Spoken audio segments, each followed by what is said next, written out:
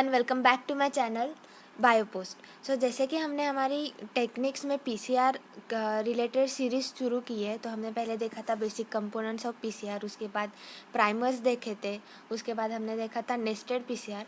तो आज हम और एक टाइप देखेंगे पीसीआर का, जो है क्वांटिटेटिव रियल टाइम पीसीआर। अब ये क्वांटिटेटिव रियल टाइम पीसीआर क्यों परफॉर्म किया जाता है, इसका इम्पोर्टेंस क्या है, वो हम पहले जान लेते हैं।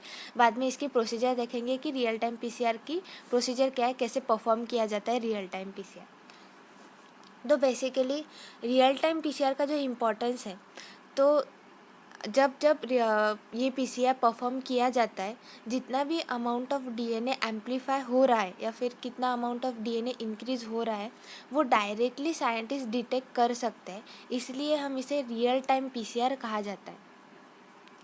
तो इसी इसका यही इम्पोर्टेंस है कि जो भी अमाउंट ऑफ डीएनए एम्पलीफाई हो रहा है, उसी वक्त हम डिटेक्ट कर सकते हैं कि कितना अमाउंट ऑफ डीएनए एम्पलीफाई हो चुका है या फिर कितना अमाउंट ऑफ डीएनए इंक्रीज हुआ है।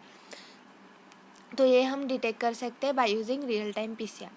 और जो सेकंड इम्पॉर्टेंस है रियल टाइम पीसीआर का, वो है कि हम अश्योर कर सकते हैं कि जो करेक्ट डीएनए सीक्वेंस हमें एम्पलीफाई करना है, वही करेक्ट डीएनए सीक्वेंस एम्पलीफाई हो रहा है। तो by using real time PCR we are getting that assurance कि जो करेक्ट डीएनए सीक्वेंस है वही एम्पलीफाई हो रहा है। तो अब हम रियल टाइम पीसीआर की प्रोसीजर जान लेते हैं कि रियल टाइम पीसीआर कैसे परफॉर्म किया जाता है, उसकी प्रोसीजर क्या है। तो basically real time PCR perform करने के लिए हमें एक प्रोब लगता है। फॉर एग्जांपल हम यहाँ पे टैगमैन प्रोब यूज़ करते हैं, टैगमैन प्रोब। अब ये जो टैगमैन प्रोब है, ये 3 अलग अलग एलिमेंट से बना हुआ है। तो हम वो 3 अलग अलग एलिमेंट कौन से वो जान लेते हैं।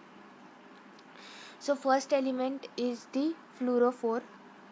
The second element is the DNA sequence, which is complementary to the target DNA sequence or the template DNA. ये जो भी DNA sequence है, ये complementary है टारगेट DNA सीक्वेंस से। और जो थर्ड एलिमेंट है या फिर कंपोनेंट है जो टैगमैन प्रोब में यूज होता है, वो बेसिकली है क्वेंचर। सो ये 3 अलग अलग एलिमेंट्स से टैगमैन प्रोब बनता है। अब हम प्रोसीजर देख लेते हैं। तो जैसे कि जनरल पीसीआर की प्रोसीजर हमें पता है कि एक टेम्पलेट डीएनए होता है, उसके बाद उसका डीनेचुरेशन होता है, और डीनेचुरेशन होने के बाद वहाँ पे प्राइमर्स एनिल हो जाते हैं, और एनिल होने के बाद यहाँ पे टैग पॉलीमरेज आने के बाद उसका एक्सटेंशन होता है। ये जनरल प्रोसीजर हमें पता है। लेकिन जब डीनेचुरेशन हो जाता है, डीनेचुरेशन के बाद प्राइमर एनिल हो जाते हैं, और प्राइमर एनिलिंग के बाद टैगमैन पॉलीमरेज वहाँ पे आ जाता है, और टैगमैन पॉलीमरेज डीएनटीपी इनकॉर्पोरेट करके कॉम्प्लीमेंट्री डीएनए बनाता है। जब ये प्रोसीजर शुरू होती है, तब वहाँ पे क्या होता है, अब जैसे कि ये डीनेचुरल डीएनए है, यहाँ पे प्राइमर है, और यहाँ पे टैग डीएनए पॉलीमरेज है, और ये टैग डीएनए पॉलीमरेज उसका काम कर रहा है, क्या कर रहा है, तो डीएनए एक्सटेंड कर रहा है, कॉम्प्लीमेंट्री डीएनए बना रहा है अगेंस्ट दी टेम्पलेट डीएनए। तो यहाँ पे जैसे कि हमारा प्रोब था टैगमैन प्रोब, वो यहाँ पे लाइगेट हो जाता है। So this is the fluorophore, this is the target DNA which is complementary to the template DNA, and this is the quencher. अब होता क्या है, जैसे जैसे टैग पॉलीमरेज अपना डीएनए एक्सटेंशन करता है, यहाँ पे देखिए जैसे जैसे एक्सटेंशन करता है, जब वो टैग पॉलीमरेज के पास आ जाता है, उसे सेंस करता है कि यहाँ पे एक टैगमैन प्रोब है। तो ये टैग पॉलीमरेज क्या करता है, ये टैग पॉलीमरेज ये जो टारगेट डीएनए सीक्वेंस है, इसे क्ल्यू करता है, यहाँ पे क्ल्यू करता है। अब क्ल्यू करने के बाद क्या होता है, ये जो क्वेंचर है और ये जो फ्लूरोफोर है, ये अलग हो जाते हैं। अब ये अलग होने के बाद क्या होता है, ये जो फ्लूरोफोर है, ये फ्लूरोफोर बहुत ज़्यादा फ्लूरोसेंस दिखाता है, इंक्रीज इन फ्लूरोसेंस। और जब फ्लूरोसेंस इंक्रीज हो जाता है, तो फ्लूरोसेंस साइंटिस्ट डिटेक्ट कर लेते हैं।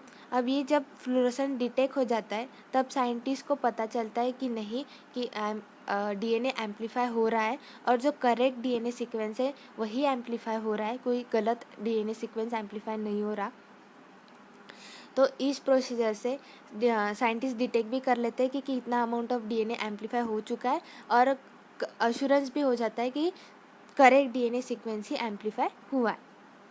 यहाँ पे एक बात ध्यान में रखनी चाहिए कि ये जब क्वेंचर और फ्लूरोफोर साथ में रहते हैं तब फ्लूरोफोर फ्लूरोसेंस कम दिखाता है, बहुत ही कम, कि वो डिटेक्ट भी नहीं होता। लेकिन जब क्वेंचर और फ्लूरोफोर अलग हो जाते हैं, जैसे कि tag polymerase target DNA sequence में क्लीव करता है, जैसे ही यहाँ पे क्लीवेज हो जाता है और क्वेंचर और फ्लूरोफोर अलग हो जाता है तो फ्लूरोफोर बहुत ज़्यादा फ्लूरोसेंस दिखाता है, जो फ्लूरोसेंस हम डिटेक्ट कर सकते हैं। I hope you have understand the whole procedure, how the real-time PCR works with the help of TagMan probe. So if you are liking my videos, please like, share, comment and subscribe to my channel. Thank you.